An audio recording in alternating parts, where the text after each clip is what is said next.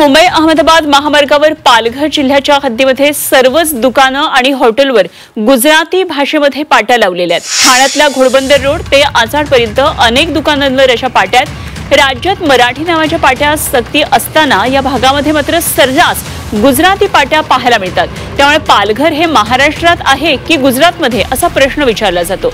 दरम्यान झी 24 तासने ही बातमी दाखवताच मनसेने या बातमीची दखल घेतली आणि आजच या पाट्यांवर कारवाई करण्याचा इशारा दिलाय।